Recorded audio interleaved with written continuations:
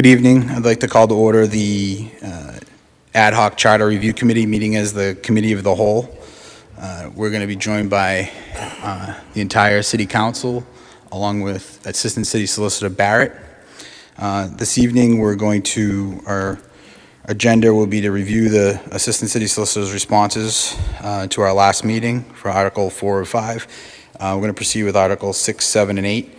Along with that, we did get a submission by Councilor Manning Martin that we can touch on as well after we go through those responses. The goal is to move into Articles 6, 7, and 8. We'll get as far as we can get, and then we'll take it from there. So to begin, we have in your packet from Assistant City Solicitor Barrett. There were two motions that were made at our last meeting on October 11, 2022.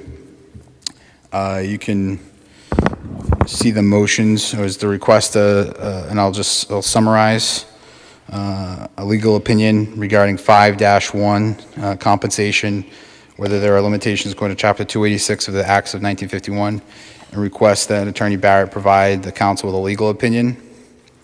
You will see his response to that motion. I'd open it up to any councilors with any questions regarding that response.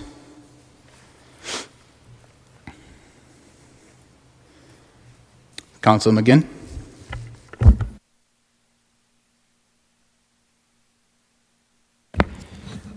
Thank you, Mr. Chairman. So I think Councilor Manning Martin and myself made similar motions, so that I think the response covered both of those. And the response essentially says that, in paraphrasing, of course, that because this charter needs to go to the legislature, that effectively would be their consent.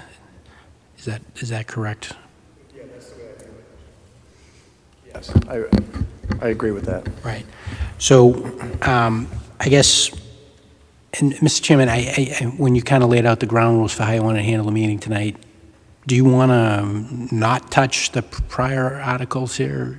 Are we kind of holding these and going directly to the new sections, or do you want to? I mean, these responses kind of inform how we might proceed on some of these sections where we had some gray area.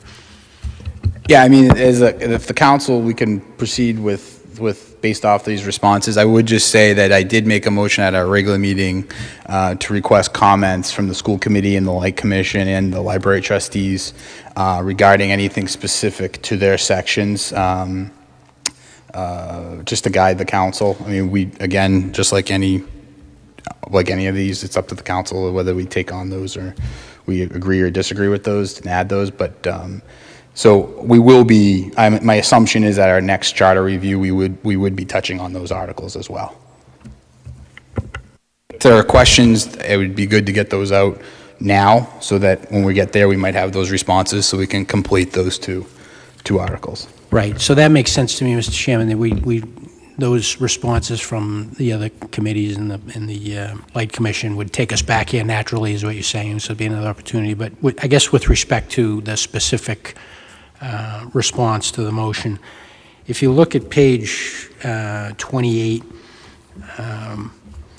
line 14, and so this is the compensation for the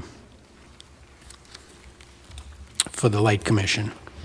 And it says the city council may, by ordinance, and there's, as you go forward here, there's a couple other references to ordinance. I don't believe these are in the salary ordinances.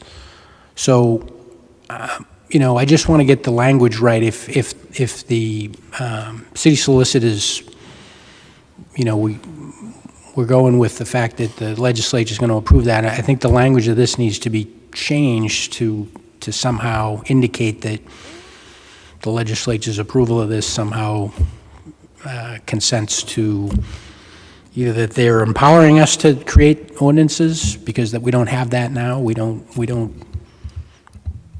have salary ordinances for the Light Commission, or that we're somehow wordsmithing this in a way that their approval gives us consent to do it by some other mechanism. So just to kind of reinforce the point, if you look at the last page,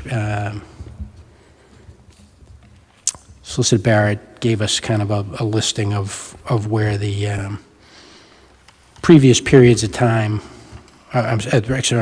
previous points in time when the PMLPs, or I should say the Light Commissioner's salaries were adjusted. And these were all acts of the legislature. So it's not an ordinance, it's an act of the legislature. How do we square that? And I don't know if you have an answer on the spot tonight, but it seems ambiguous to me. It seems like we're putting something in the charter that is not something that we are actually empowered to do. So that's I guess I'd make a motion to get clarification on that from the city solicitor. I just want to know that you've got that I've been clear enough on the confusion that I'm having that you can actually do something. I've kind of given you some ramblings here, and I want to make sure you can make sense of it. Council, you want to make that? I'm asking if through you, Mr. Chairman, if Solicitor Barrett can.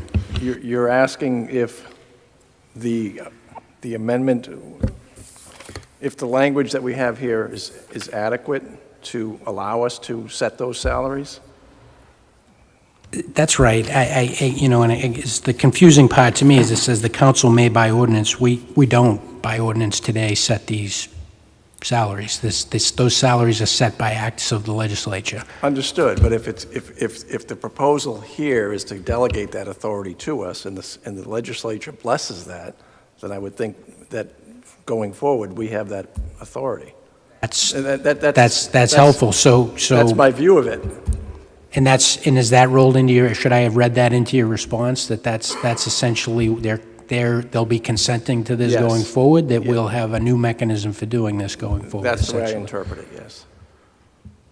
Okay, that helps.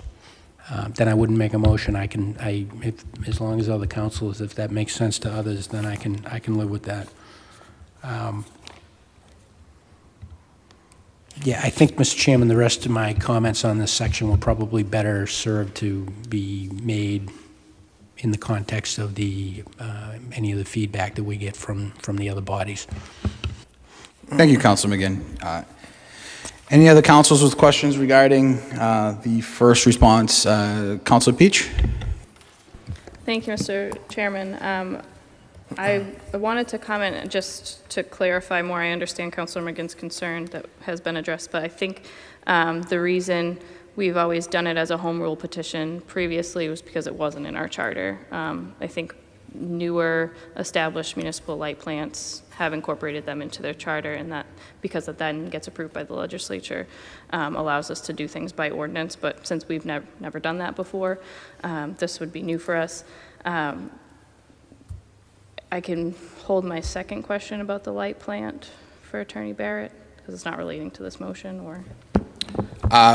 We were going to go over the responses. If you have, is it pertinent to the response, or is it part of a different, is it a question regarding? No, I just wanted to make a motion to have information for the next meeting. Yeah, please do. I reviewed the last meeting in October, which I wasn't able to attend, but I don't know that it was ever made in a formal motion. If Attorney Barrett could clarify the legality of a 6-year term. I know that was a large discussion with the Charter Review Commission, that we talked about that. So if we could have clarification for the next meeting when we would ultimately talk about those things, that would be great.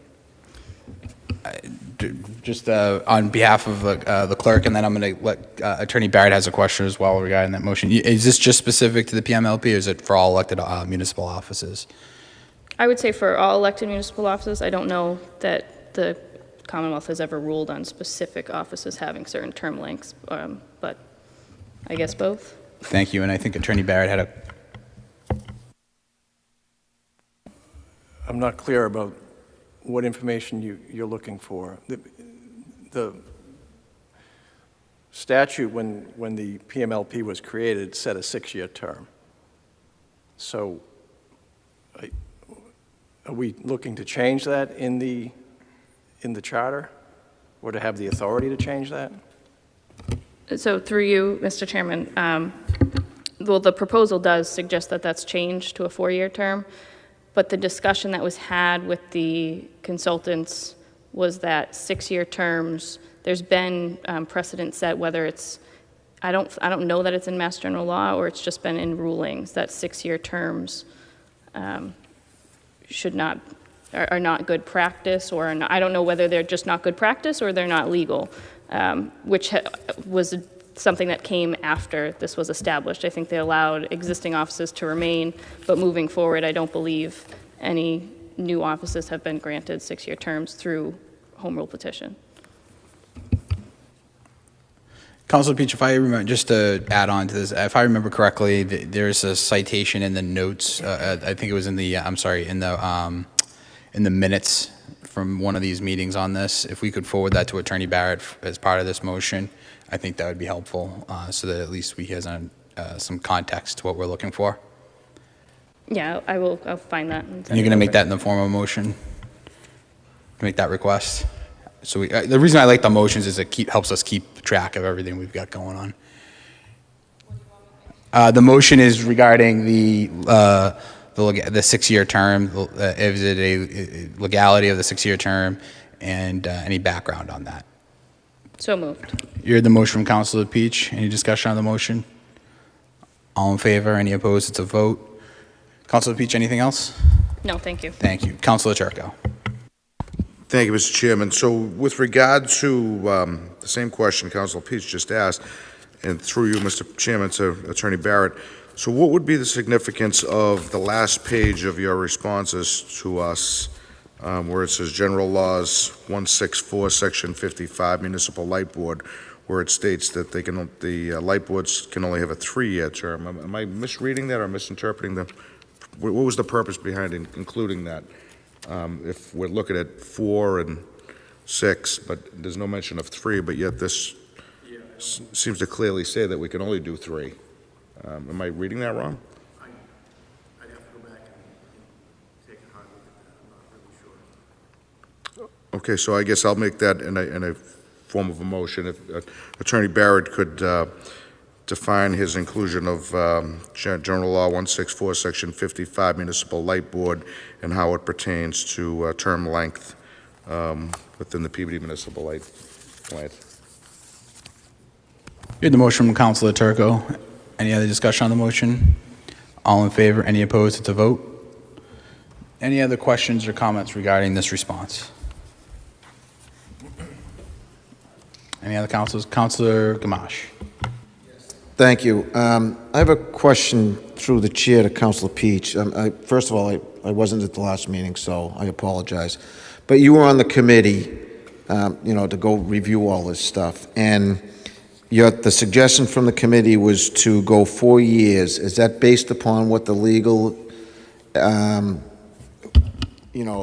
understanding that the legality of a 6-year term is not appropriate? Is that one of the reasons why it was changed to 4, or were there other reasons from the committee to put it to 4 years? Through the chair, I think that was the basis of the discussion. If you look throughout the charter proposal, longer terms for the most part were reduced with the library trustees, with the light commissioners, and the school committee, the mayor being the only exception. So I think that was just a running theme throughout, but when it came to the 6-year term for the light commission, it was a discussion about certain precedent that had either been set somewhere else in rulings or in other Mass General Law that had passed that shied away from longer terms. So I don't know. I saw the response from Attorney Barrett that included that 3-year passage.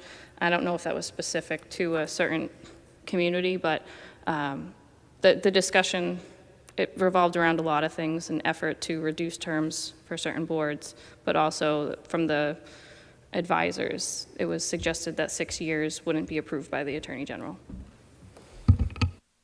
Councilor Gamache. Yes.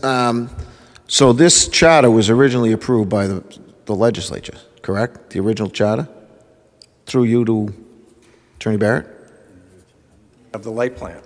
Of the entire articles of the light plant, of what we say is the term of 6 years? The creation of the light plant was an act of the legislature. Correct. They set the 6 years. Correct.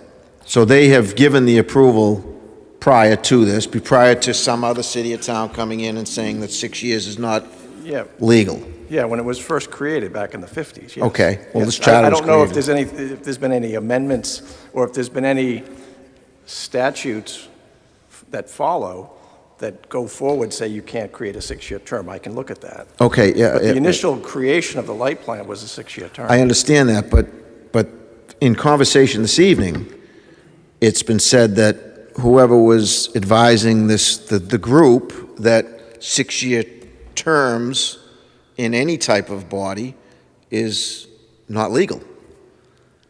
Am I correct? Through the chair, I don't know whether it's not legal or just been, that's why I made the motion, because I don't remember all of the details from when we had talked about this in 2018, so, but that, I do remember that being part of the discussion. I do know that it's somewhere in the minutes, I just have to find it, but that was the main part of the discussion about the 6-year terms that we have for the Light Commission and the library trustees. So again, if I may, just to carry it one step further, there was some semblance of somebody that was advising the committee that there was a legal question concerning 6 years. Okay, and I would like to make the form of a motion to ask Solicitor Barrett to research and see what type of legislation prohibits a 6-year term. Is that too vague, or I think that was covered in Councilor is Peach's. that specific to your motion? Yeah, I'd like to know the background, what kind of legislation or any legal precedents has been set for it. All right, so that answers that. I don't want to jump too much, but I just want to, it's a question of legality versus best practice. And so that's when they were in front of us, that was the discussion because I've watched those meetings a couple times. It's a discussion of legality versus best practice. And the light plant was created, the charter obviously was enacted well before the light plant, and the light plant has its separate charter. So these will be comprehensive as part of that meeting. When we have it in May, we'll have some of those responses, so we'll have a better idea with those. Anything else, Councilor Gamache? No, not right now, thank you. Thank you. Oh, Councilor Manning Martin. If I could, through you to Councilor Barrett, if you could just repeat to us what you think was just asked of you, because I thought I got it in the beginning, and I want to make sure that when you come back in May, we will get what we think we asked, because that got a little confusing. Thank you. Yep, thank you. I think the question is whether the idea of a 6-year term is prohibited by statute. We know it exists. It was created by the legislature. But is there anything that has since passed that says you cannot create a 6-year term for any elected office? Councilor Manning Martin. And if this, I would think, to the chairman's point, that if there were chapter and verse that were cited by this committee, that they would have had that. And perhaps somewhere in the footnotes it is there. You can forward it to me. But it sounds more like a recommendation, best practice. Sure. But we'll see just for and try to rule it out. For legalese, I don't want you to come back and just answer that one question. There's nothing prohibiting a 6-year term, because it is a 6-year term now. So if we want to reduce it, are we able to do that? That's more the question. Are we bound to have it at 6 years? That's more the question. Right, so if we want to reduce it to 2 or 4, do we have the legal authority to do that? So if you can capture both those concepts in your response in May, I would appreciate it. Sure. Councilor, you want to make that in the form of a motion so we can capture it as part of, so we can explicitly get to that point? Yes, in the form of a motion, I'd like to ask Attorney Barrett if it is within the power of the City Council to reduce the terms of the PMLP from 6 years. So moved. Thank you, Counselor. You heard the motion from Counselor Manning Martin. Any discussion on the motion?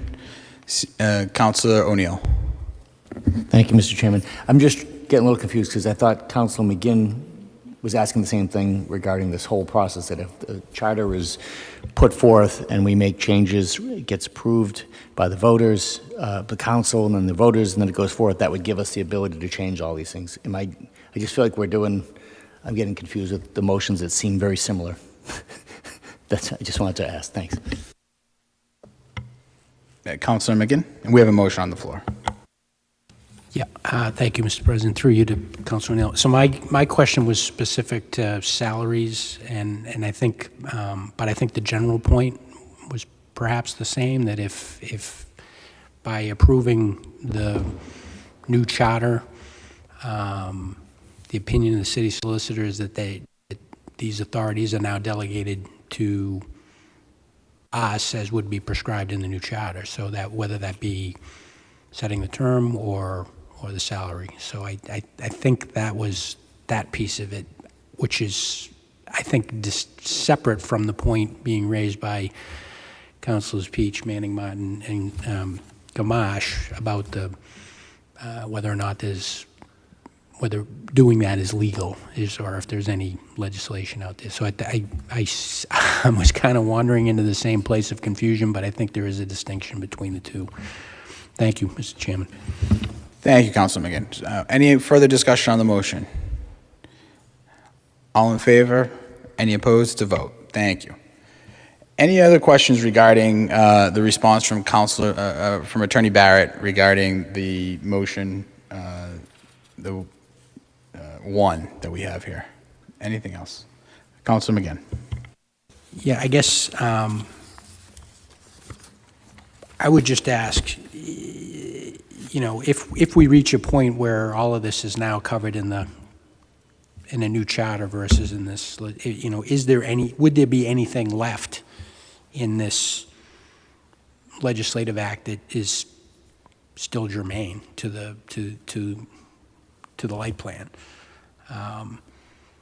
other than the fact that it was created in 1951? I guess I'd want to know, is there anything left that should be put into the charter so that there's not like little bits and pieces in here that weren't somehow delegated to us? So the motion would be to ask Assistant City Solicitor to evaluate the remainder of the language to see what, if anything, would still be germane after the legislature approves a new charter for the city of Peabody that would include language that would seemingly cover most of what was in the original act. So moved. We had the motion from Councilor McGinn. Any questions, discussion? Councilor Rosengall. Thank you, Mr. Chairman. On the motion, just for clarification, are you talking about if there's any other, through you to Mr. Chairman, to Mr. McGinn, Councilor McGinn, are you talking about any other state rules or regulations that are under their purview versus the City Council and that delineation? Thank you, Mr. Chairman. Through you to Councilor Rosignol. No, just specific to this Chapter 286, right? Just the one that created it, the one that has been amended a few times. Basically, my question is, can we ignore this going forward? Or are there any bits and pieces of it left that are still going to be germane? If there are, we may want to consider including those so that we don't kind of have multiple places to look to know how the light plant functions.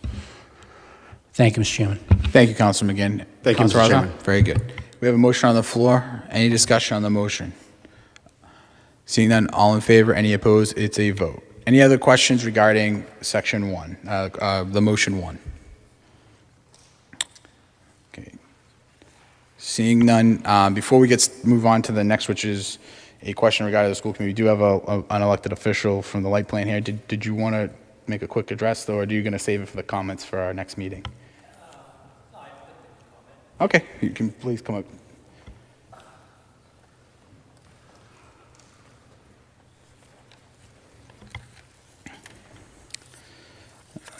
Commissioner Melvin, if you have a comment regarding the charter, if you would just press the button for us.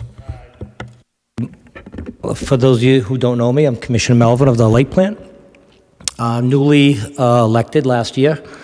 I saw the documents that were handed out, the draft, and I noticed the change from 6 years to 4 years, but the other changes were made in bold.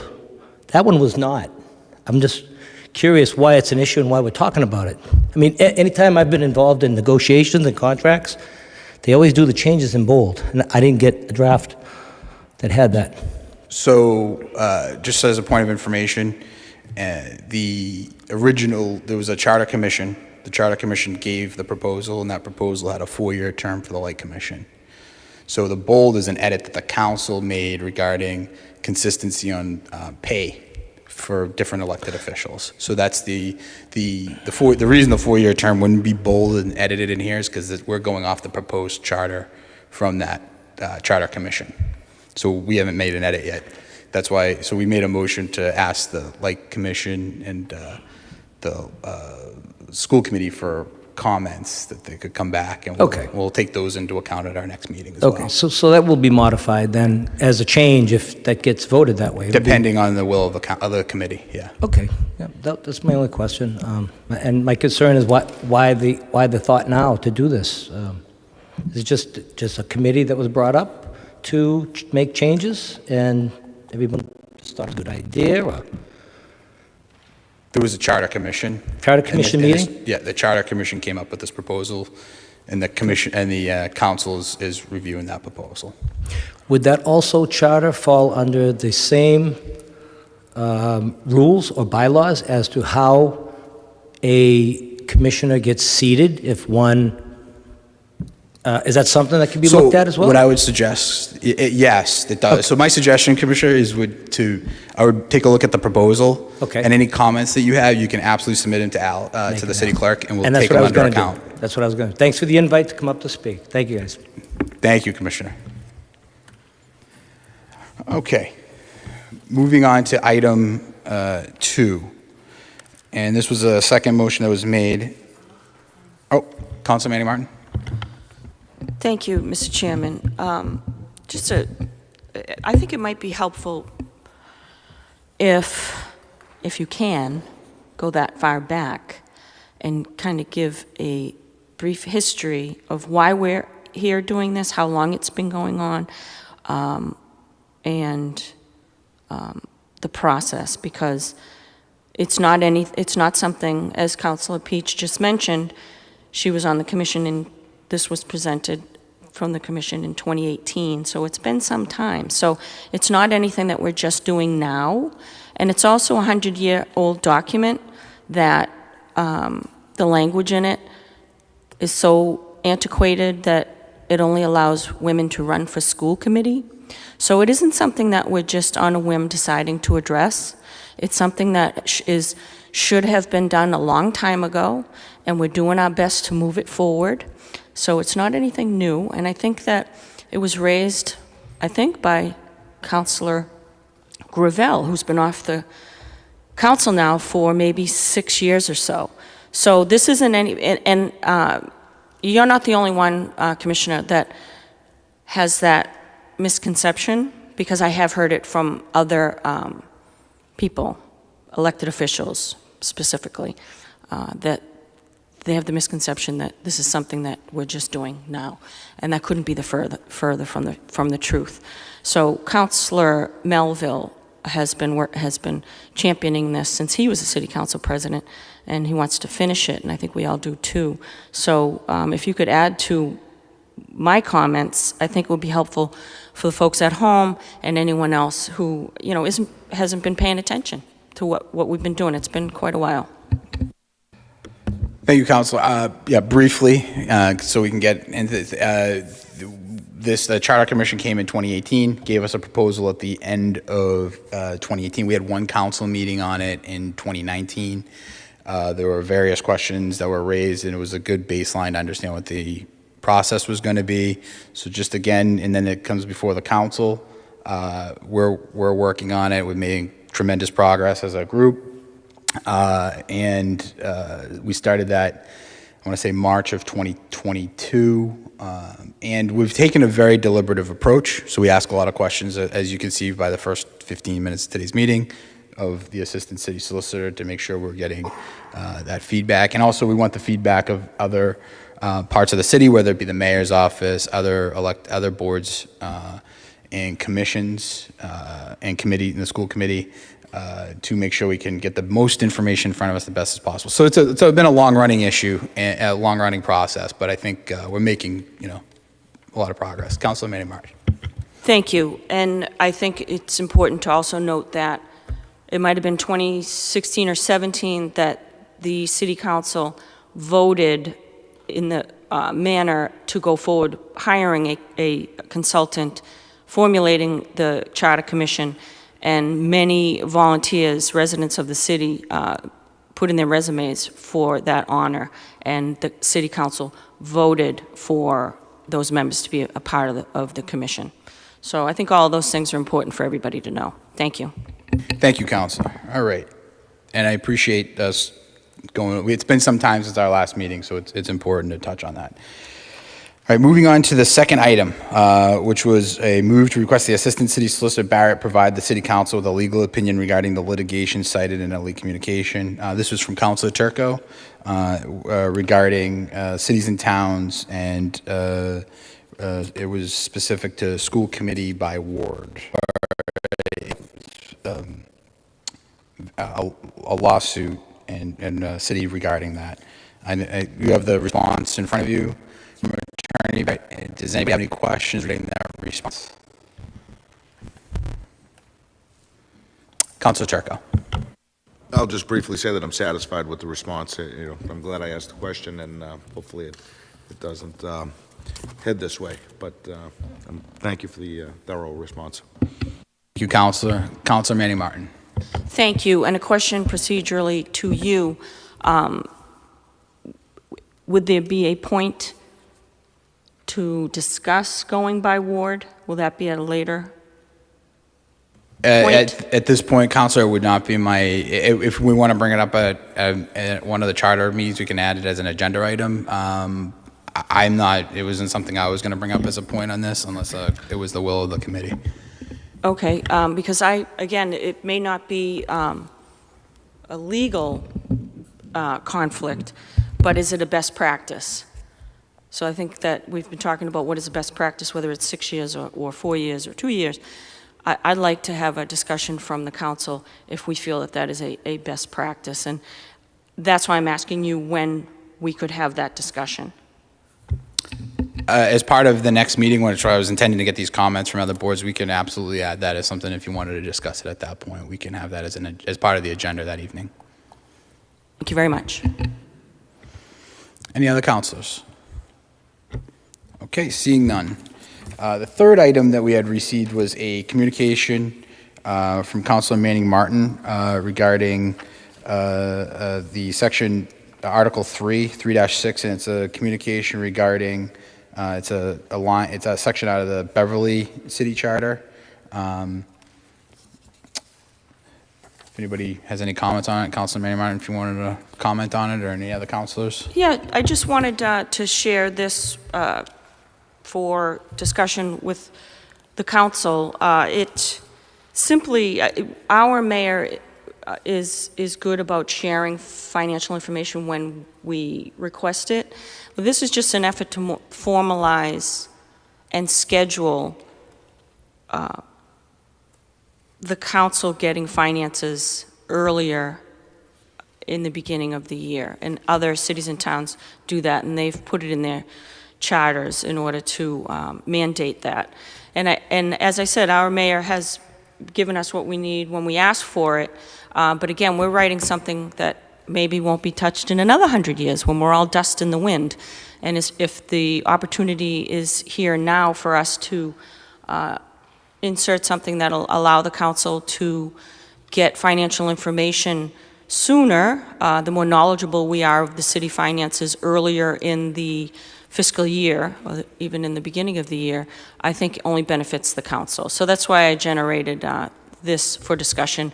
And I took it from Beverly. They have a very recent charter changes and review, much more recent than ours. I think it might have been within the last 10 years. So this was just food for thought. Thank you. Thank you, Counselor. Counselor Gamache, then Counselor Welton.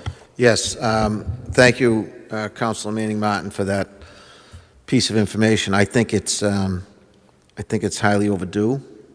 I think that we shouldn't come into late in this year to get blindsided by what budgets are $1 million over in certain areas.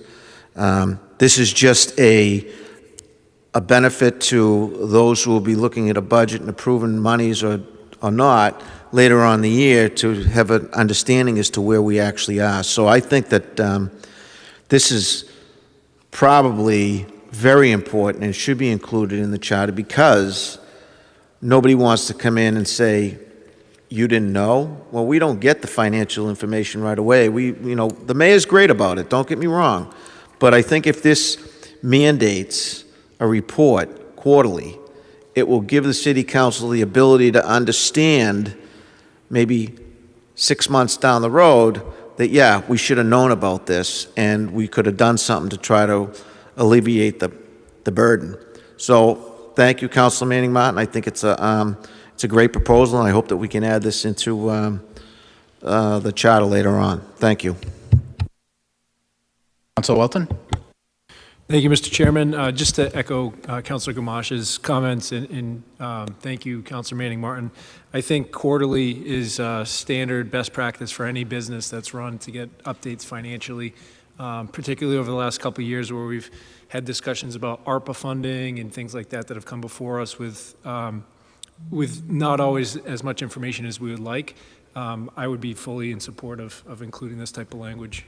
So thank you for bringing this to our attention, Councilor Manning Martin.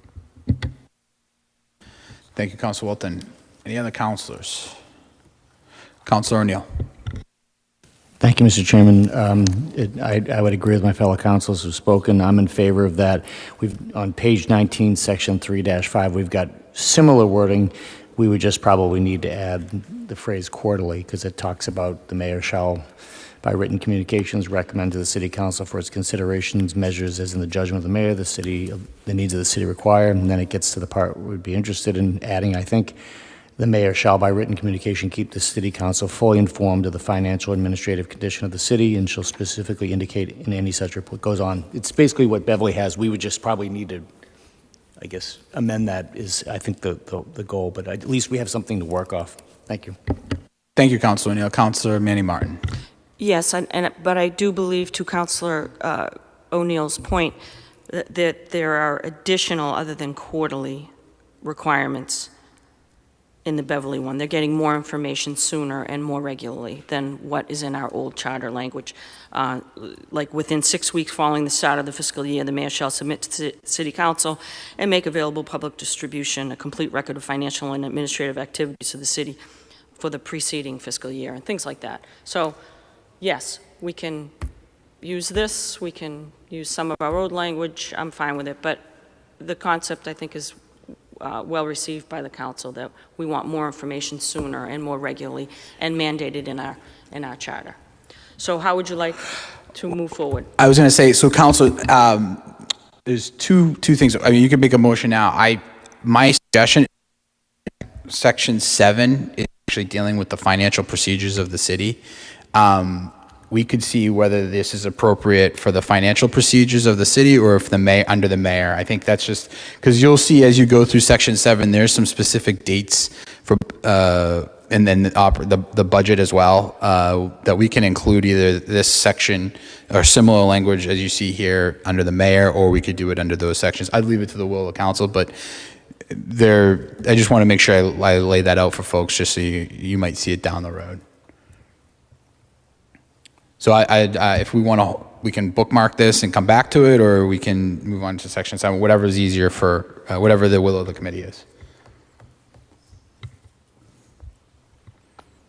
Councilor Gamache, Section 7? Yes. You want to move on? Okay. If I may suggest to Councilor Manning Martin that Article 7 would be the probably the appropriate area to add this in. Seems like there's general agreement on having this in there. It's just a matter of where we put it. Okay. All right. So, councilors, we will keep this and utilize that specific communication from Councilor Manning Martin to be incorporated in the charter. And we will move on to Article 7, Financial Procedures. This would be on page 33. So just going back to the way we've done it in the past, essentially I will identify the article on the page and then the section, and then we can identify any questions or edits that councilors wish to make on those sections as we move forward. So again, this is Article 7, and Section 7-1 is fiscal year. Councilor McGinn. Did we miss 6? I was thinking. I apologize, councilors. I was thinking Article 7 based on the previous discussion. Article 6. It would be bad if we missed something.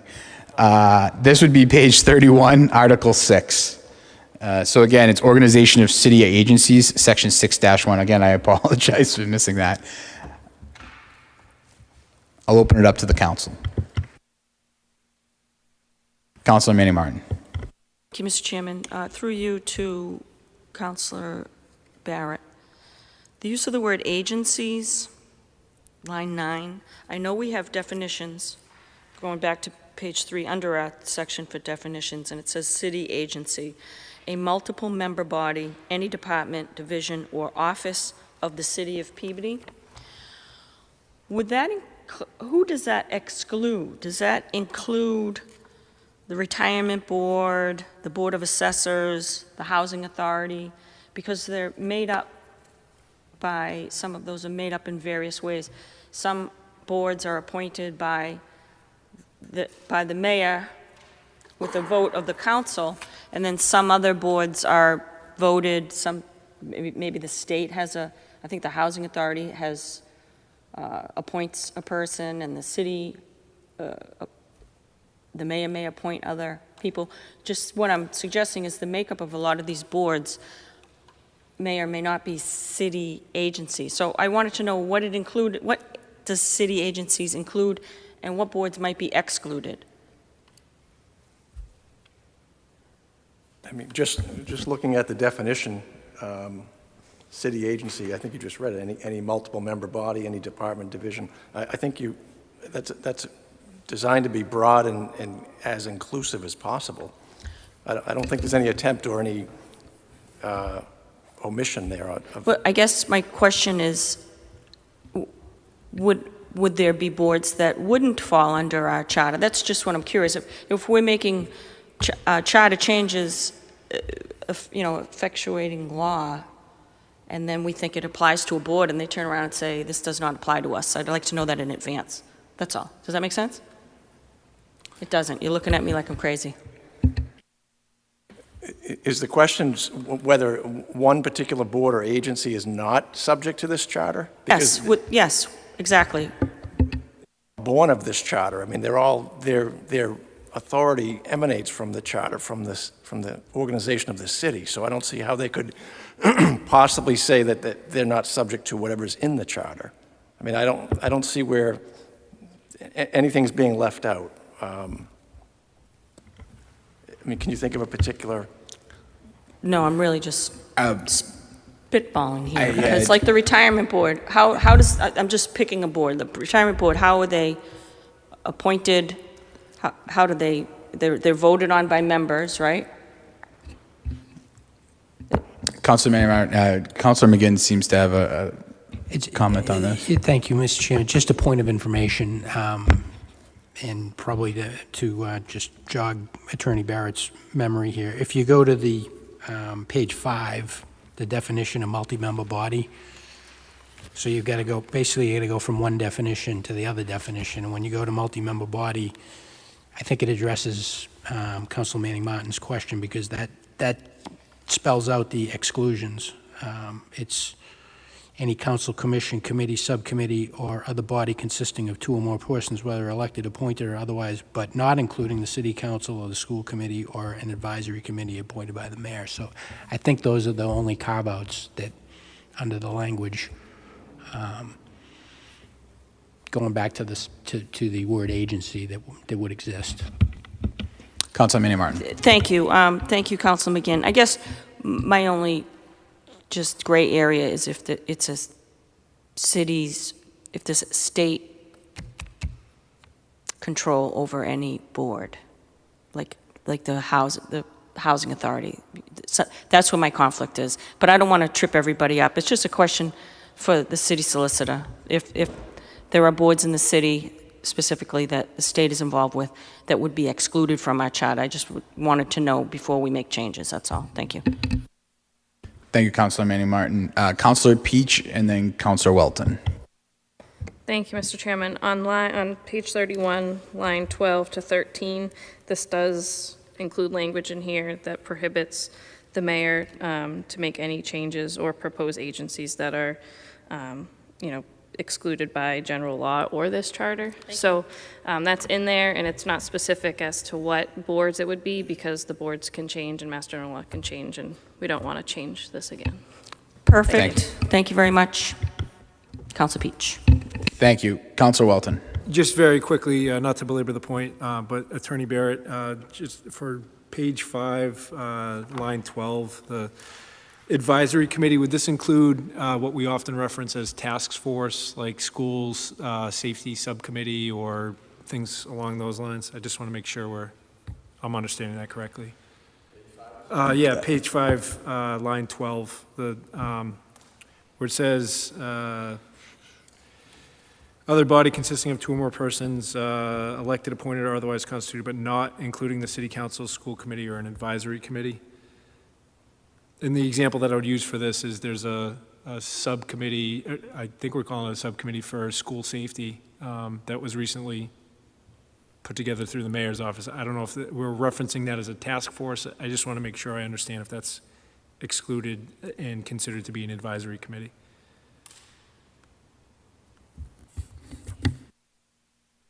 So the question is, the advisory committee exclusion, which is outlined on line 12, I just want to know what the advisory committee is. So for instance, there's a Brown School Safety Committee that's been established by the mayor that is meeting regularly.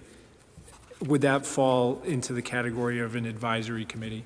We reference it as a task force generally. Some of the task force or similar language. I just want to make sure I understand that to be correct, that would fall as an advisory committee and not as a separate I'd have agency. to go back and compare the definitions. I'll follow up to some more offline. I don't need to take everybody's time, but thank you. Thank you, Councilor Welton.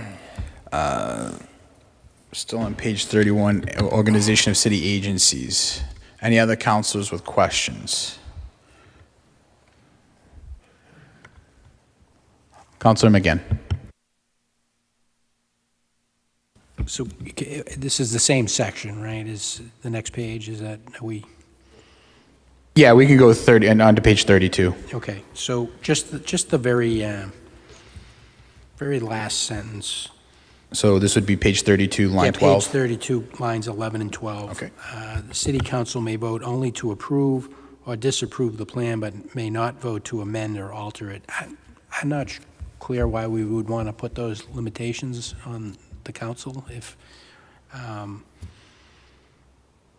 unless I could hear some good rationale from some of the fellow councilors, sounds like Councilor Peach would like to maybe. Councilor Peach. Thank you, Mr. Chairman. Through you to Councilor McGinn. My opinion, this was not really a discussion. This was kind of, this section was like, here's things you put in the charter when we were on the Charter Review Committee. But my opinion is it's the administrative power to create these things. It's the mayor's power to create agencies like this, not the council's power to approve it as a check and balance, but not our power to help amend any of those things. So I do think the up or down vote is important to clarify powers of the legislative body and the executive body.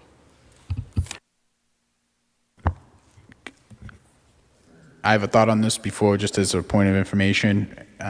No, there's a community where something similar, where a mayor would not put together such groups because there was a issue with the council where there was who's a strong council. I forget the exact term. I actually was at one of those types of meetings for this community, and the amendment process, it got very specific on what those things are. I'm not saying that one situation should include with what we're talking about here, but I have seen it in action, and it can be if it can. I don't want to use the word. It can change the actual guidance of that particular organization, or what their goal ultimately is, if it's a policy issue, instead of just voting it down. That's just a thought on that. Councilor McGinn, you still have the floor. Thank you, Mr. Chairman. I'm going to ponder the information from Councilor Peach there before I say any more on this one. Thank you. Councilor Rossignol. Thank you, Mr. Chairman. I actually agree with Councilor Peach and you as well, Mr. Chairman. I think if the mayor proposed a task force committee, as Councilor Welton mentioned, or even when he proposes different appointments, I think if we had the ability to change or alter those and then put our own 2 cents in, it would really kind of muddy the waters, to your point, Councilor Melville. I think it's either we agree that this committee agency is a good idea and we vote it in the affirmative, or we think it's a bad idea and we vote it in the negative and leave the specifics of formulating that agency to the mayor who wanted to initiate it in the first place. I just think it makes sense. Thank you. Thank you, Councilor Rossignol. Councilor Turco. It's going to sound very, very political, but I agree with you all. And I'm confused by it a bit. So I guess my question is, so I'm going to use an example, the Community Development Authority. If the mayor were to come before us to originally create the Community Development Authority and say all members are appointed by me as mayor, you're saying we should just vote that up or down, which I get it, it'd be cleaner that way. But when does the negotiation take place? Because we would likely vote that down and say the council wants representation. So basically you just leave us to do that behind closed doors and not in the public eye, because we can't change this publicly according to the document. So we would have to meet with the mayor privately. I prefer to do things publicly, but it's a question to nobody, but whoever would. No, thank you, Councilor. Councilor Rossignol. Thank you, Mr. Chairman. Actually, on that point, so if the presentation was before us in that manner that you just described, I want to have this, I want to have it in its entirety. And we feel like, no, we would rather have a representative from the city council. We could say, we're going to vote this down because of that. If you come back with a different proposal that institutes that language, then we're all ears. And again, we're having a public forum right now. We would have that discussion in open session saying, we disagree with this format. We agree that this is a proper process, but we want a seat at the table or we want whatever the case may be, or we want representation at that in order to be successful. He kind of idea and come back and he can do it. He just takes the ball and go home, or he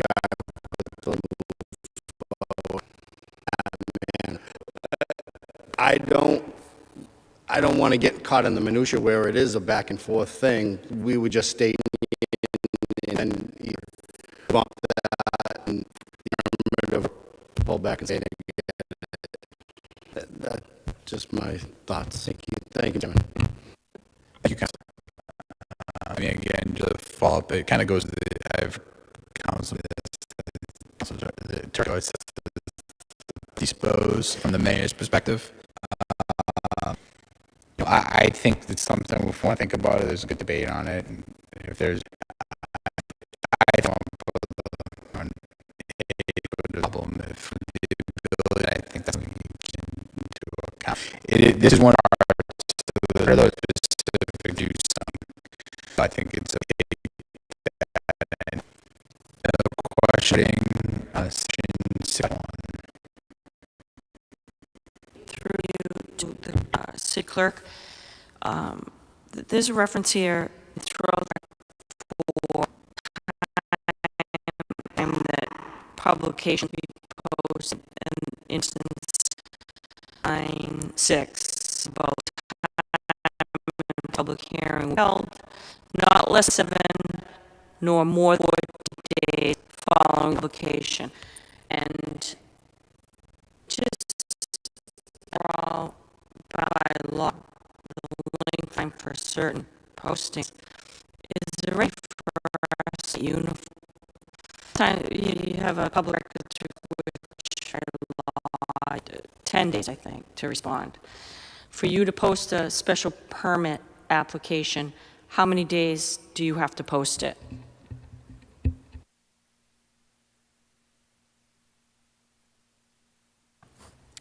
We do 14 days.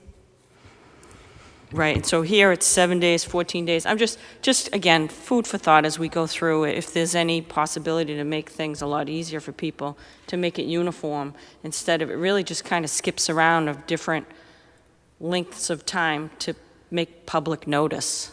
And it's, you know, what, do you got to look it up every time it's a different type of notice? Or can you just make it 14 days or 10 days or 7 days? Just again, food for thought. As we go through, you can see that these just don't seem to, they're kind of willy-nilly, if you ask me, unless they're based on, you know, Mass General law. So, thank you.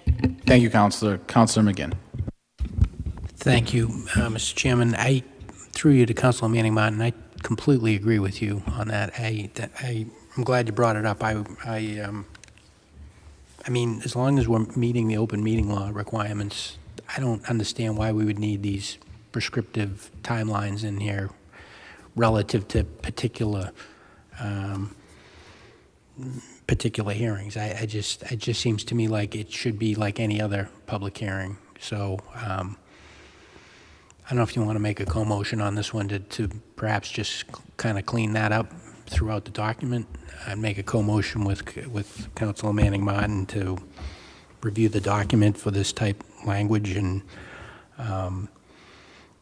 you know, I'm not sure that it needs to be replaced. If there's a requirement for a public hearing, you know, we're required by Mass General law to comply with the public open meeting law. So I think it's like that you can, where we find languages such as this, where we say there's going to be a public hearing, we don't need to put remaining with it gives that descriptive time of 7 and 14 days. So if that is that enough structure to the motion. Just to clarify, Councilor, we're looking, so we would actually remove the specific time frames, and we would follow, basically, you're saying we would just follow open meeting law for whatever the specific item was that was going to be public? In all cases. In all cases. In all cases, because are we really going to require the clerk to go back to the charter and for every single process to verify? Yeah, I just, you know, we should follow, we are today. Yep. And they're going to probably change. So just so everybody knows, the public process is going to change. There's some discussion at the state level. So we would, all right, so the key word for that is publication for a hearing, I think is what we're talking about. Is that correct, Councilor? So Councilor Manning Martin gave the example of on page 32, line 7. So we're looking for that type language throughout the document.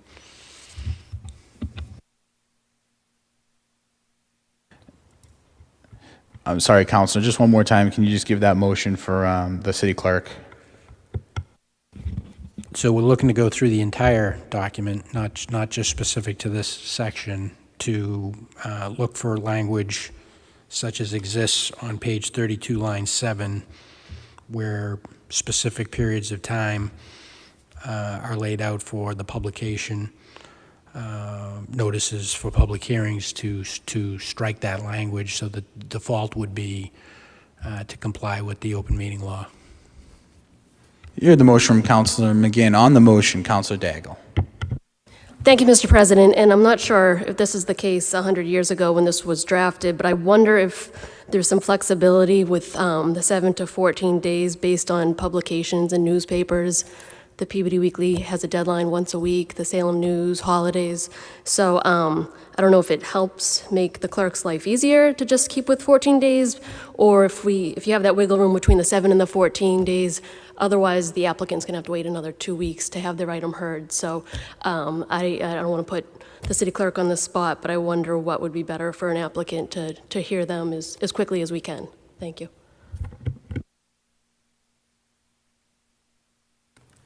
So Councilor Daigle is correct. Different applications have different deadlines, different special permits need 2 runs, entertainment license needs 1 run in the newspaper, so I think it's good the way it is because it take into consideration the different lines.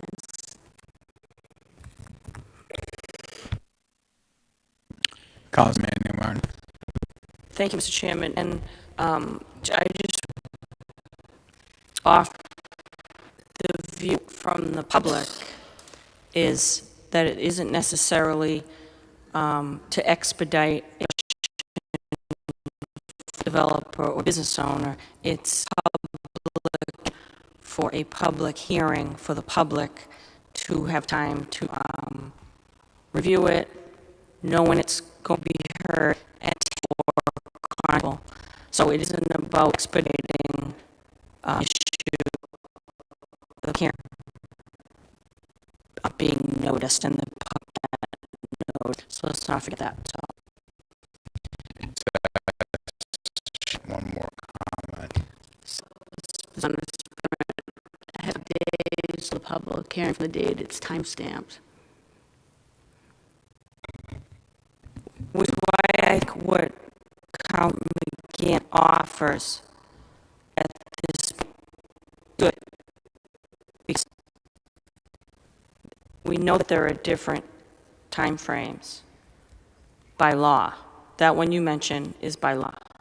Follow laws with. So this is to help you so that you don't say, oh, what do I have here? I have this mayor formulated a board. You're going to have to pull the charter and say, oh, I have 7 to 14 days to do this. You have 65 days to do that is by law. So I think what Council McGinn is offering, we want to make this easier for you, is to use language that we aren't redundant when it's already covered by laws. So the example you give, the 65 days, is a good one because that is the law. You have to do that. So all of these things fall under some law, and there may be different time frames, which is why I referenced it. And I think Council McGinn's solution is a good one. Thank you, Councilman Martin. Councilor McGinn.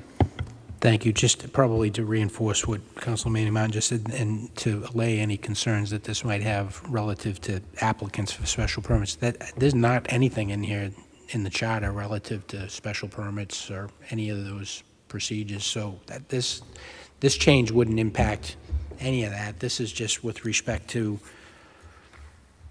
new types of hearings that are being called as a requirement of the new charter. We would say, well, the only requirement for posting is that we comply with the open meeting law, period. That's the intent to simplify in that regard. Thank you, Mr. Chairman. Thank you, Councilor. A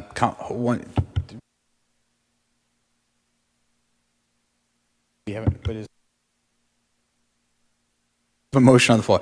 Sorry, as chairman, I forgot it. We were going back and forth. I just wanted to make sure we had the motion on the floor. Councilor McGinn's motion regarding this. Councilor Peach. Thank you, Mr. Chairman. On the motion, just have a clarifying question through you to the clerk. I know that there's different time frames for different things that we hear. Is there a time frame for those things of when the publication is posted to when we have to hear it? Does it follow this? So when we advertise a special permit hearing in the newspaper, does it need to be heard or at least presented to the city council for a hearing within 14 days?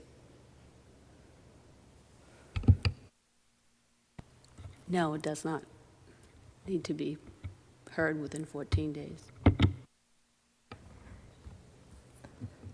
Yes, that's what I'm asking. So I read this as I read this as this is saying that this hearing needs to be publicized, which I'd assume there's no law out there that says you have to publicize this specific type of hearing.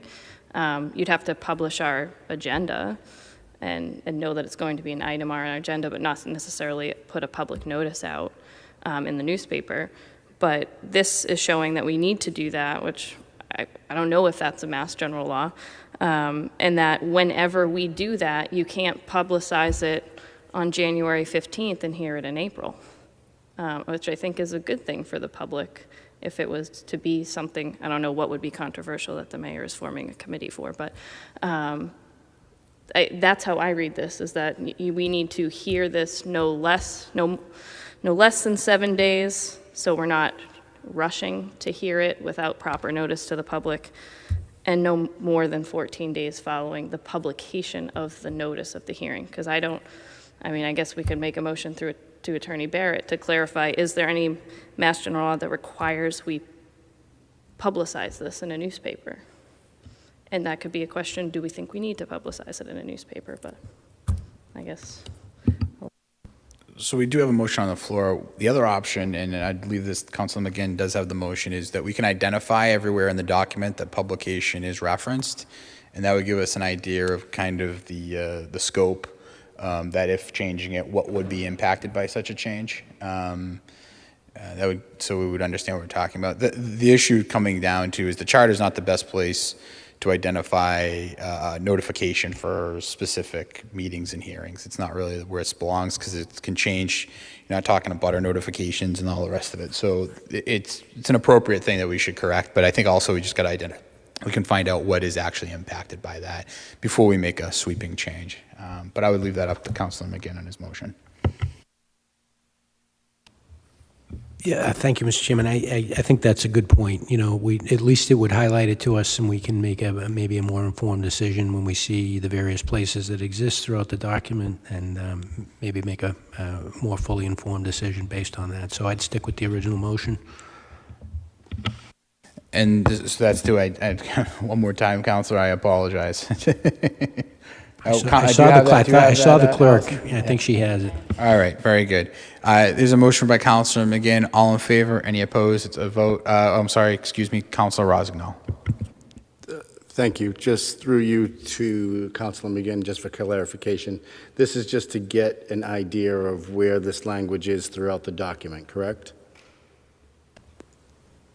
Thank you, Mr. Chairman. Through you to Councilor Rossignol. That was kind of the suggestion the chairman made, and I agreed with it. So I think, originally it was to move get in there forward. and adjust it, but, it serves the same purpose, I think, just to identify it all so that we can better understand the scope of it. Perfect. All right, so we have a motion. All in favor? Any opposed? It's a vote. Thank you. Okay, we're still on page 32.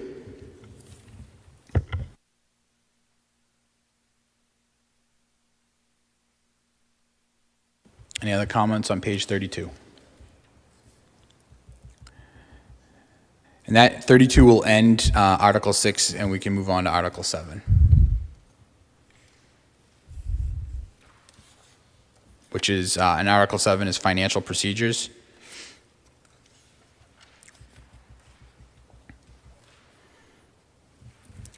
And Article 7 is on page 33. So I'll open it up to the council on Article 7, page 33. Councilor McGinn. Thank you, Mr. Chairman. So my concern is around Section 7.3. Submission of the operating budget is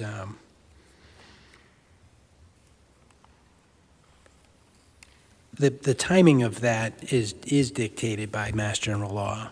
Every time we receive a budget from the mayor, it's under Mass General Law, Chapter 44, Section 32, and the law is very prescriptive of the timing.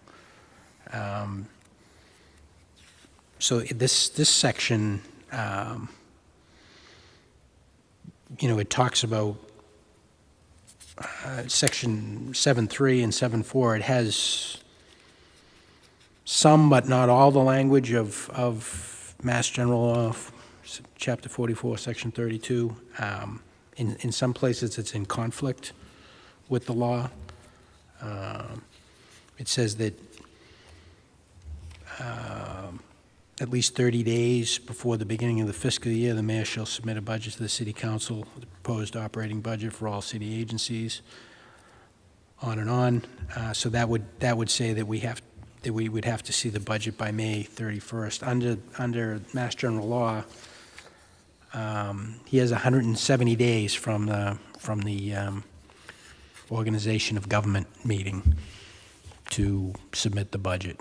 So like in the last budget cycle, that could have been out as far as June 22nd by law. So I'm concerned about putting language in here that's in conflict with Mass General Law, that doesn't fully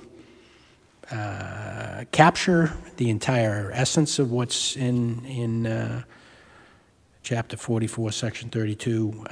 So I'm struggling with 7.3 and 7.4 for that broad reason.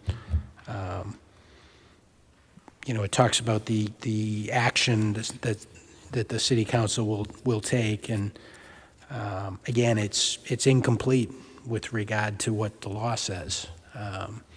So I'm uncomfortable with this. I'd much prefer to see, if anything, just a sentence that said that we'll comply with the law, or if we feel that it needs to be anything in here at all. But again, I would. I'm not real ready to make a motion to say to strike it completely until I hear from other councilors. But I just wanted to air my concern. Thank you. Thank you, Councilor McGinn.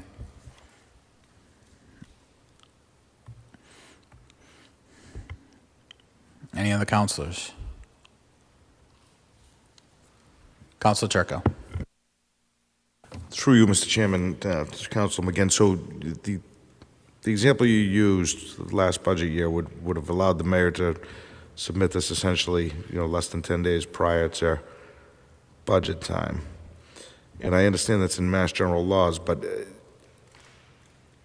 can we be more restrictive? I guess, I shouldn't have asked this directly to you. I should ask this to Attorney Barrett. Can we be more restrictive?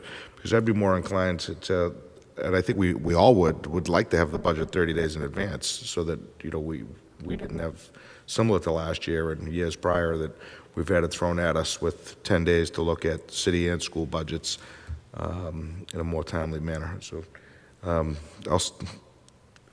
I'll let Councilor McGinn answer, if that's okay with you, Mr. Chairman. Councilor McGinn. Through you to Councilor Turco. The law also allows us ample time to address. I mean, we've got 45 days under the law. So, if the mayor was to send it in the last day, we might not like it because it would maybe take us deeper into the summer and so forth. But we have that time, we have that protection, and we also have additional protection under the law that if the mayor failed to do it, then we can put forward a budget. So again, I'm not a scenario I would ever anticipate with the current administration, but as Councilor Manning Martin said, someday when we're all dust, there was some other scenario. I would not want to have anything in here where we've overridden somehow, even if it was allowed, where we've overridden the law that I think is actually more complete than what we have in here. Thank you, Mr. Chairman. Thank you, Councilor McGinn. Councilor Thank you, Turco. Mr. Chairman. That answer satisfies me. I was unaware of the 30 days, the 45-day allowance after, although I do have concerns that we would go to a 112 budget at that point, but, if we did go the 45 days, but it's good enough for me. Thank you. Thank you, Council. I guess my question is going to be more of the scenario here is to be more explicit, so when the mayor would submit their budget, it's more of a scenario. Would the mayor just or would the mayor at that time or make a citation that the state law doesn't require him to do so? That they can submit it in the time frame that Councilor McGinn had pointed out. So it's more necessarily that whatever the executive at that time would basically ignore the charter because they're going to say that it's not following up with state law, which so that would be my question is where does this contradict, just so we have that, and then that we can then strike what we need to strike from there would be my viewpoint, but I'll leave it up to the will of the committee.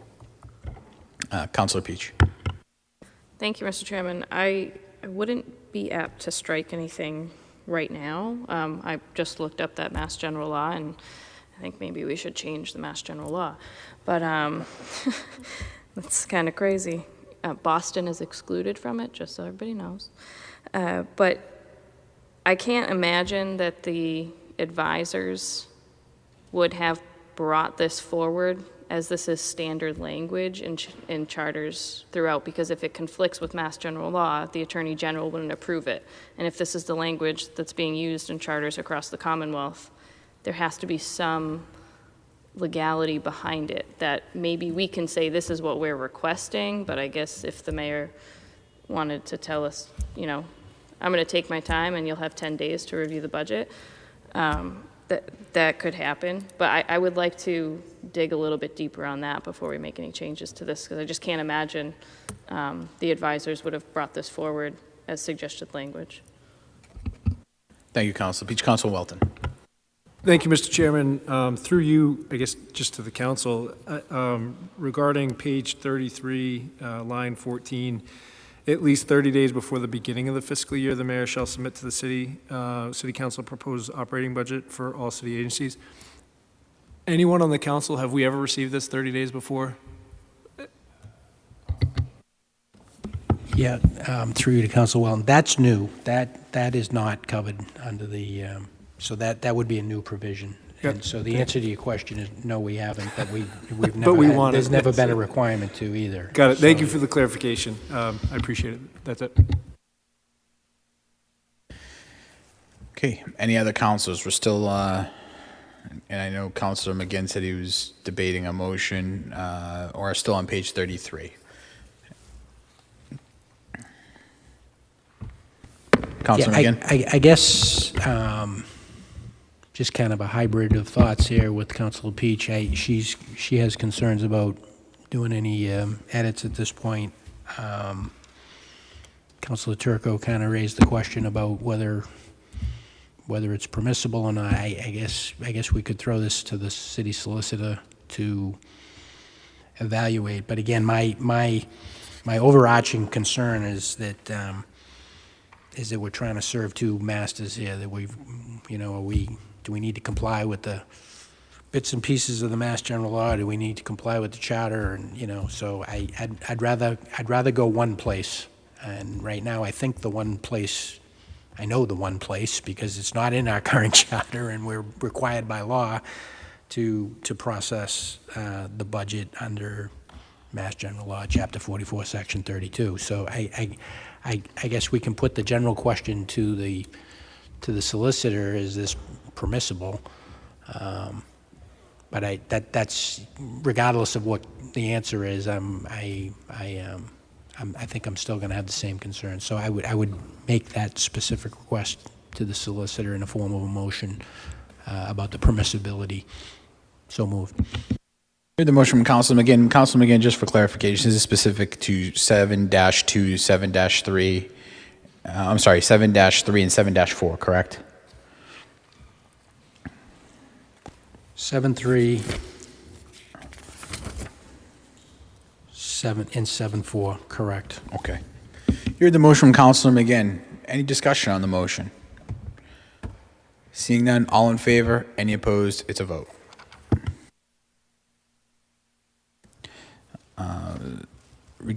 So we have a motion regarding 7-3 and 7-4. 7-4 goes on to page 35.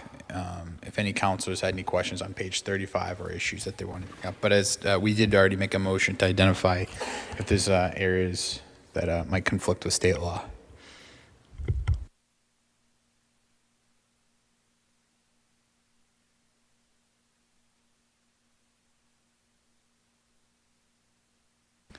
And page 36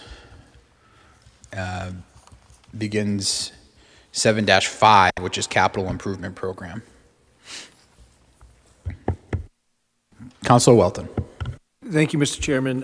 Sorry to backtrack, but page 35, lines 6 and 7, if the city council fails to take action on an item in the proposed operating budget within 45 days after its receipt, that amount shall, without any action by city council, become part of the appropriations.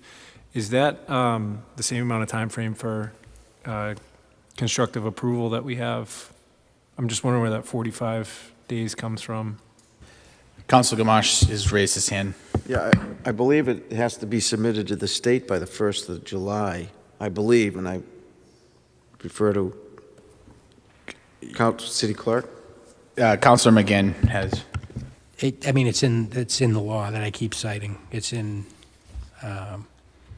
Chapter 44, Section 32. The 45 days is spelled out. Okay, thank you. And Thank you for the that's clarification. the provision. Through Massachusetts general law? Correct. Okay, thank you.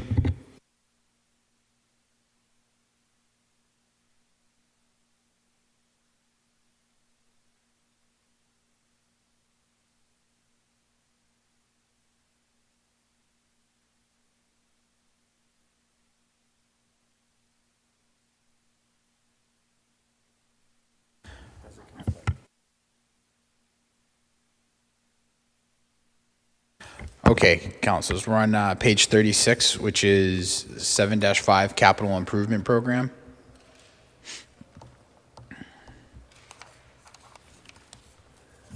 Any councilors have any questions or comments? Councilor McGinn? Yeah, we haven't really had this in this kind of a formal way.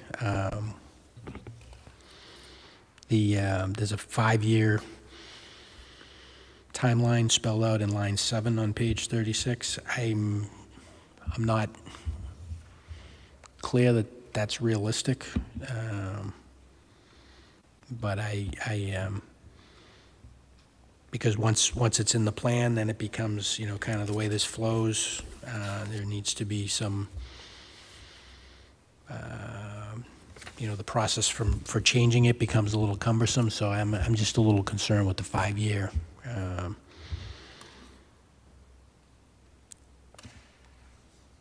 5 years specified for the capital improvement budget. Council, just a point of information. I think it's currently 10. What do we do? Is it 10 years what we're currently using? I believe it's 10. The 10-year master plan. I just want to be confirmed. I'd ask my colleagues if they knew offhand. I don't know offhand. Councilor Daigle? Thank you, Mr. Chairman. I'm pretty sure it's a 5-year and it rolls, so every department head has a deadline to submit their 5-year, and they update it each year. So that was my experience as a department head, unless it changed. Thank you. Thank you, Councilor. Councilor McGinn, you still have the floor. Yeah, thank you, but it doesn't come to us every year, so that we don't get capital requests without exception every year. There are years that get skipped, so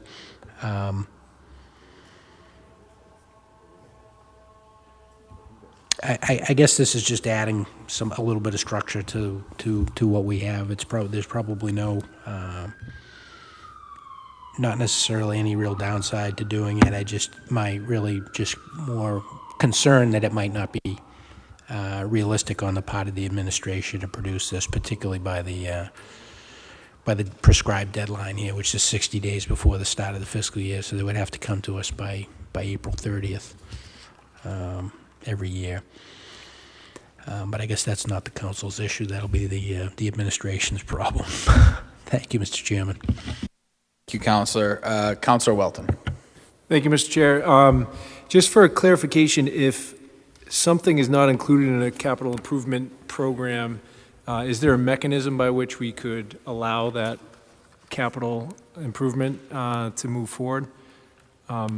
Particularly, again, using the reference of ARPA funding that we received. I don't know if we had any capital projects, I don't know if that was allowable, but if we did have an option to pursue a capital project that was not included in the program that was submitted from the mayor, is it a special permit? Is there a mechanism that allows that to happen, or is it, if it's not in the program, we can't move forward with it? I have a couple thoughts on that, Counselor, but I want to leave it up to my colleagues. I don't, the specific process is laid out every time we get, they get submitted to us, and I think that's what they're laying out here. Counselor Rosen, you raise your hand? Yeah, through you to Councilor Welton. I think it just goes by general practice that the mayor is the one that submits a capital improvement plan, so we can't add on to it. We can only cut from it. The document that you have in front of us, I love that it gives timelines and it actually allows the council to have documentation of what it's going to look like, not only for that fiscal year, but what it's going to look like for a couple of fiscal years following. So I appreciate this capital improvement program the way it is currently constituted. Thank you. Counselor Welton. Thank you. So just to clarify, I just want to make sure I'm understanding this correctly. So if something's not included in the capital improvement program, it can't be later added that fiscal year. Is that correct? Counselor Rosenthal. Thank you, Mr. Chairman. The way capital improvements have always been run is the mayor will itemize what capital improvements he sees that the city needs and would bring that to the council for approval of major expenditures, and then the council would then deem it either worthy or vote it down because they don't think that that is a good value for what is going to occur. That's what we've always done in the past as far as capital improvement projects go. And it also would extend also to the schools. If the schools are looking for a capital improvement project, that would be vetted by the school committee, and then it would then come to us for appropriation. Thank you. Councilor McGinn. Thank you, Mr. Chairman. I guess through you to Councilor Rosenthal, the process here is, would be, the new part of it would be the requirement for a public hearing. And, I mean, we're the elected representatives. Certain decisions, I'm not really sure that everything needs to be a public hearing, but I would certainly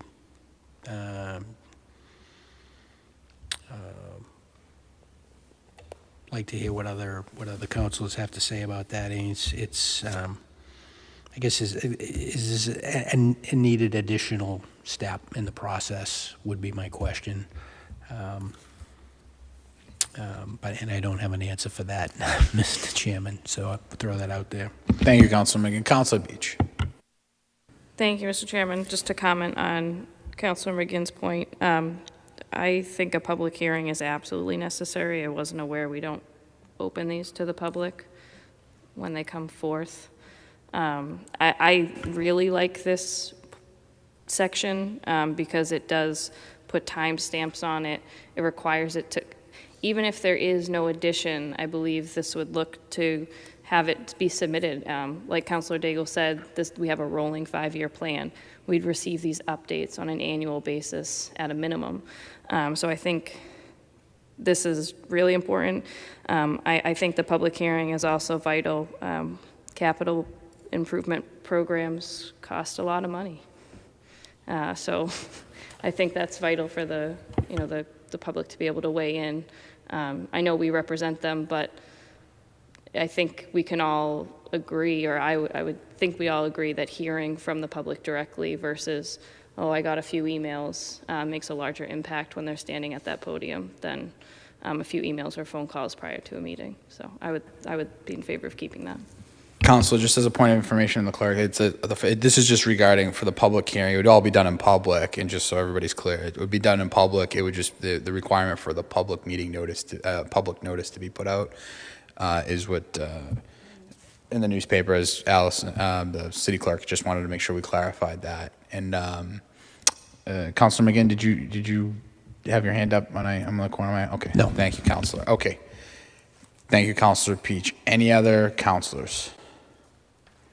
So we're on page 36 and page 37.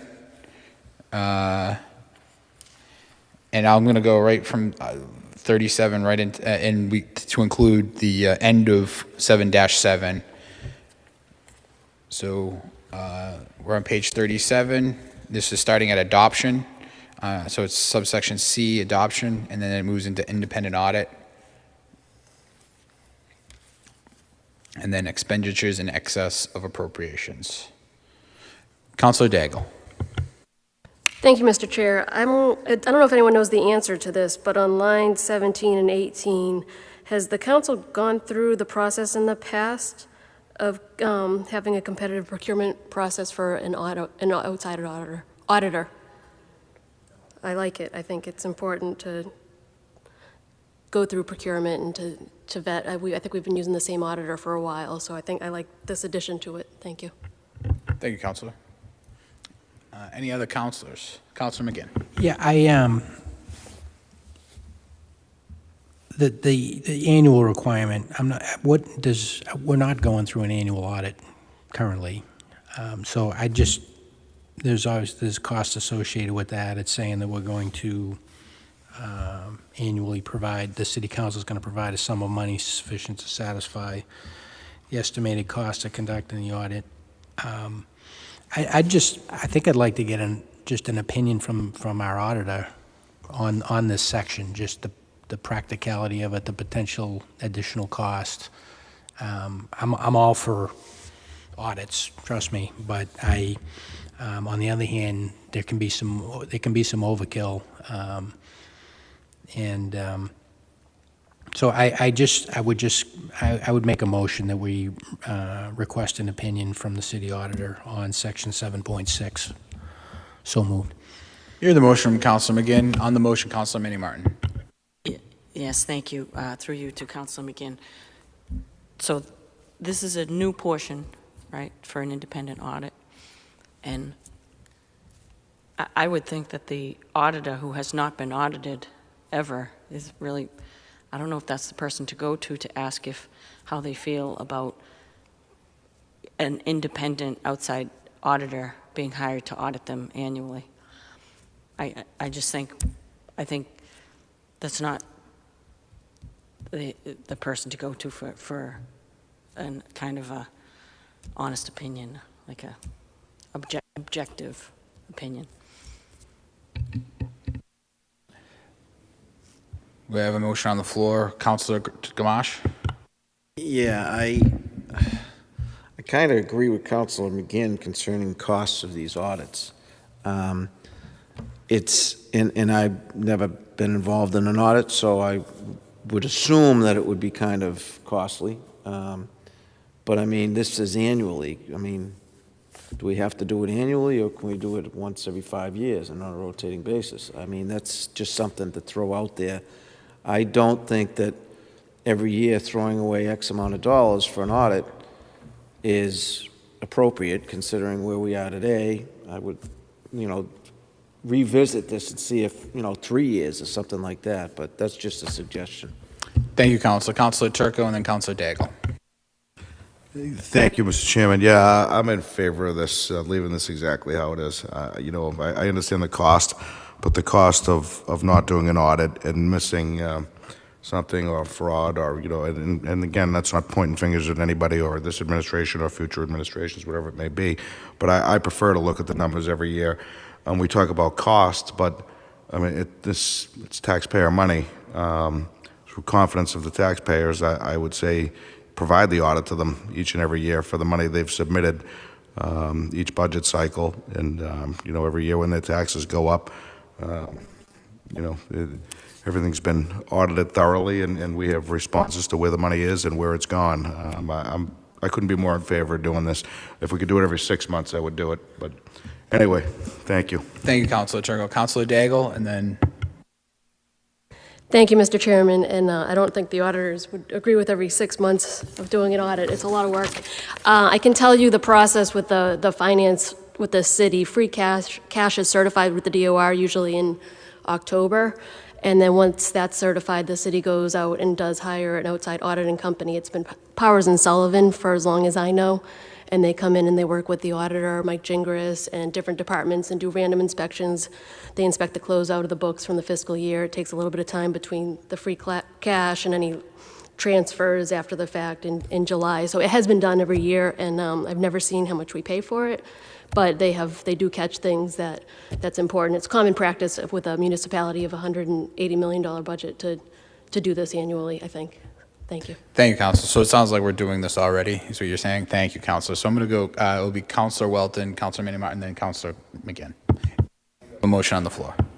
Thank you, Mr. Chair. And just to the point that Councilor Daigle just made, I think this is common practice in I know the nonprofit sector is not the same as the municipality sector, but we, in the nonprofit sector, audit every year. It is cumbersome, but those audit findings are helpful to ensure the efficiency of the organization and also the transparency for those that are supporting it. So for the case of the municipality, I think it's important that not only do we audit, but with this frequency, but make that audit report available for the taxpayers to see exactly what's going on.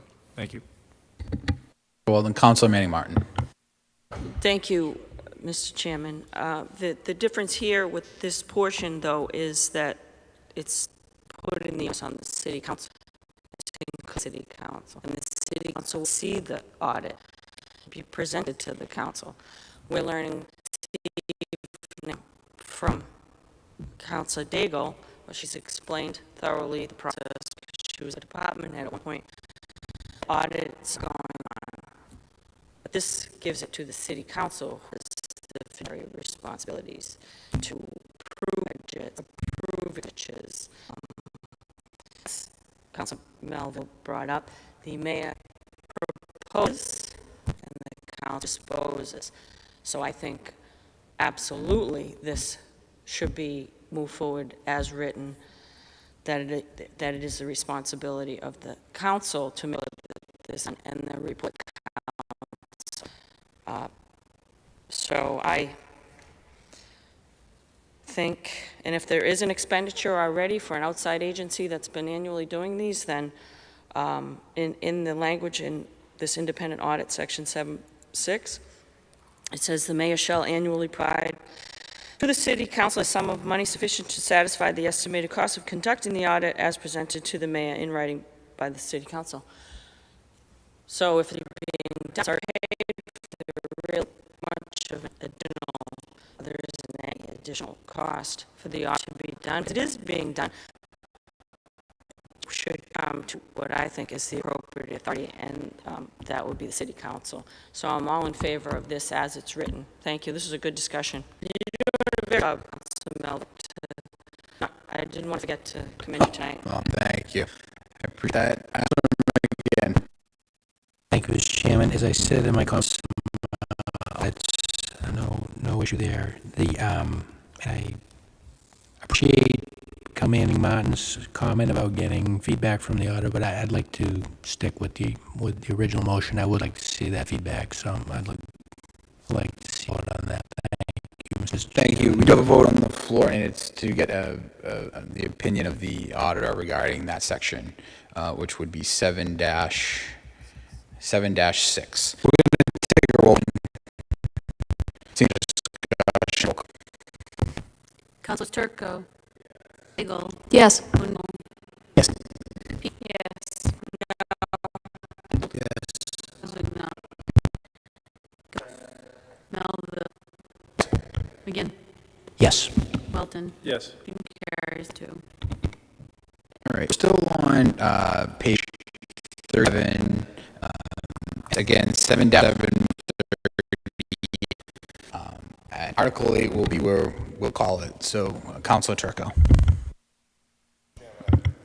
Mr. Chairman, I thoroughly apologize. The question I asked about last one, it's just bothering me to look at it, and I just want to review it just to make sure that I'm not Page 38, just to be clear. Page 37, I may 37. apologize. Oh, okay. I'm going backwards a bit because I intended on asking this and I was going to let it go in the interest of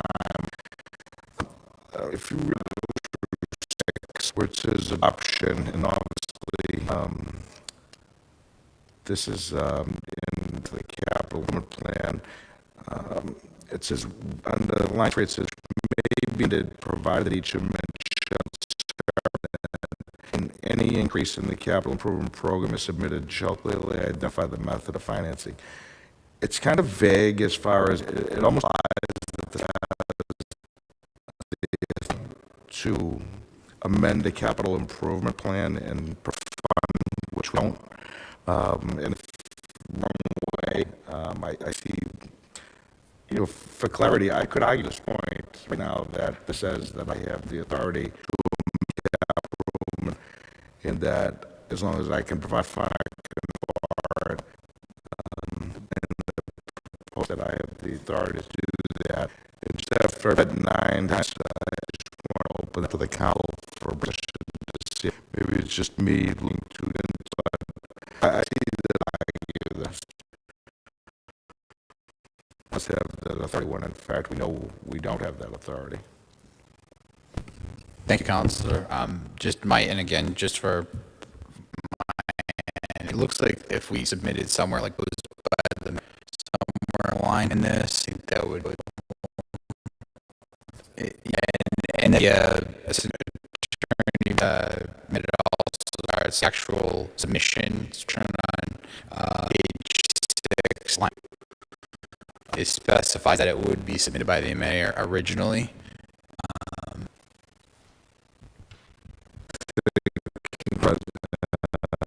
Is one where it says adoption at any time after the public but before the last day of the month. The city council capital improvements program. So then it implies that this at this point. So that's where I see the vague how this be construed where it says the main this section specifically addresses the council and I agree with you. It's a simple change by the mayor. The amendments may be made by the mayor, and I think we're done here. Councilor Rossignol. Thank you, Chairman. That's kind of what I wanted, which did one mayor, and then council would on each amendment as appropriate. Which maybe did actually assumption would be coming from the mayor making that. Councilor. Councilors, I agree with Sam, but I would like to just add by the mayor to that. The motion? Yeah, motion by the mayor. And change just the page in the line. Maybe amended.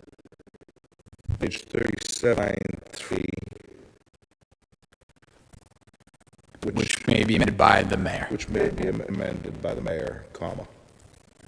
Here's the motion from Councilor Turcotte.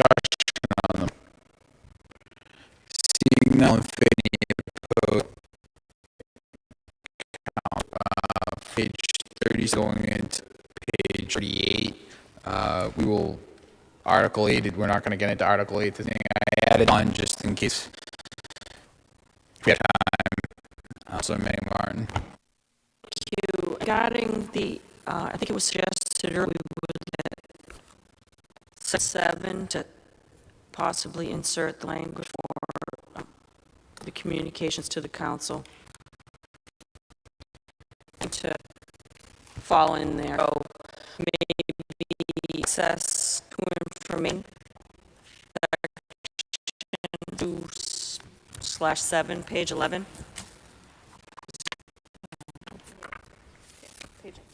Page what, 19?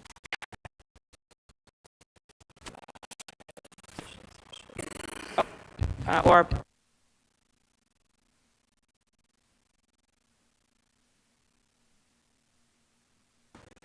yeah, page 19. I'm sorry, Council, you just put, I can't. Just that we inserted, okay, so for that document we spoke of earlier, that communication should be reflected in communications and special meetings on page 19. To be included in that section. Thank you, so moved.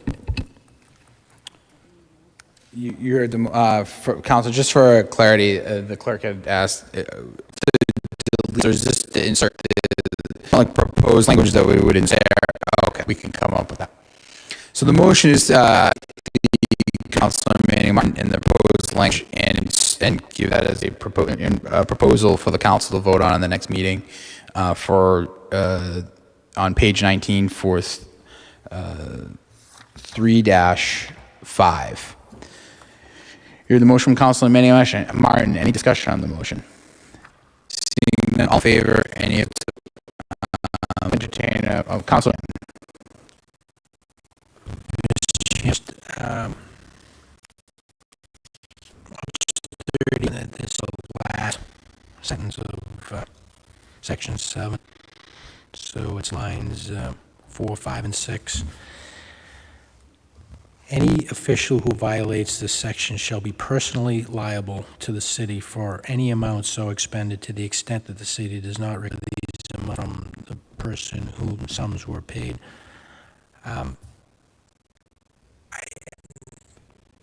This is, yeah, I'm sorry. Did you get the reference? Would be page 38. Yep, lines 4, 5, and 6.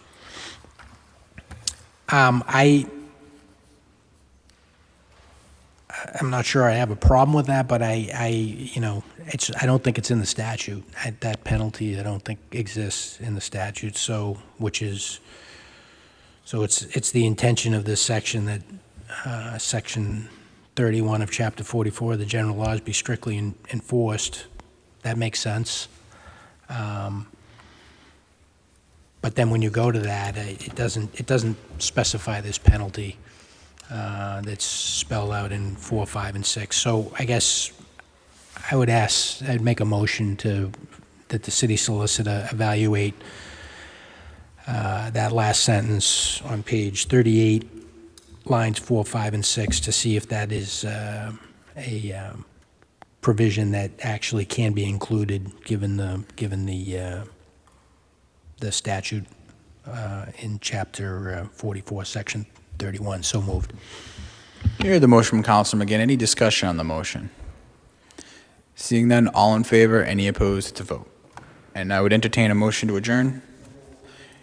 Hear the motion, we are adjourned. Thank you, everybody. Great meeting.